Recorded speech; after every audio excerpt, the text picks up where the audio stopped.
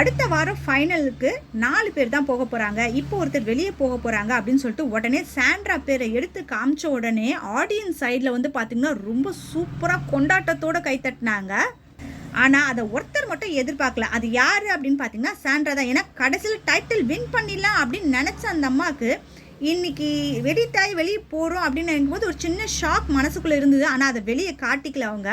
இது வரைக்கும் வீட்டை விட்டு வெளியே போகும்போது ஒரு சிலர்லாம் ஃபீல் பண்ணியிருப்பாங்க. இப்போ வந்து கம்ருதீன் வெளியே போகும்போது கூட வந்து பார்த்திங்கன்னா சபரி, திவ்யா, கானா, வினோத் இவங்கெல்லாம் வெளியே போகும்போது ரொம்ப ஃபீல் பண்ணிட்டு இருந்தாங்க. பாருக்கிட்ட தான் யாரும் போகலன்னு வச்சுக்கோங்க. மற்றபடி ஒவ்வொருத்தர் வெளியே போகும்போது ஃபீல் பண்ணி தான் அனுப்பியிருப்பாங்க. ஆனால் நேற்று சாண்ட்ரா வெளியே போகும்போது வீட்டில் இருக்கவங்க யாருமே ரொம்ப ஃபீல் பண்ணவே இல்லை. நீங்கள் பார்த்துருப்பீங்கன்னு நினைக்கிறேன்.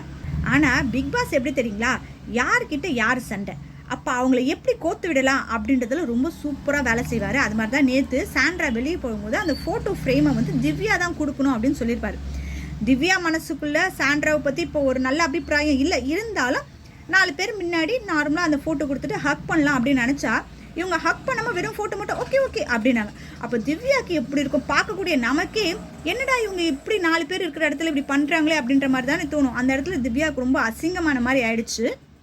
இந்த இடத்துல இப்படி பண்ணிட்டு வெளியே ஸ்டேஜுக்கு வந்துட்டு ஒவ்வொருத்தர்கிட்ட பேசும்பொழுது திவ்யா கிட்ட, திவ்யா நீ இப்படிலாம் முகத்தை வச்சுக்காத அப்படின்னா இவங்க அசிங்கப்படுத்துவாங்களாம். அதுக்காக முகத்தை அப்படி வச்சுக்காமையா இருக்க முடியும். ஆனால் திவ்யா அந்த இடத்துல கரெக்டாக பேசினாங்க. என்ன அப்படின்னா, நீங்கள் எதுவாக இருந்தாலும் வெளிப்படையாகவே என்கிட்ட பேசியிருக்கலாம் அப்படின்னு சொல்லிட்டு கரெக்டாக அந்த ஒரு விஷயத்த சாண்ட்ரா கிட்ட சொன்னாங்க. ஆனால் அந்த இடத்துல சாண்ட்ரா பாருங்களேன், அந்த சிரிப்பு உண்மையாலுமே ரொம்ப நல்லா இல்லை. ஏன்னா சாண்ட்ரா நிறைய இடத்துல சிரிச்சிருக்காங்க.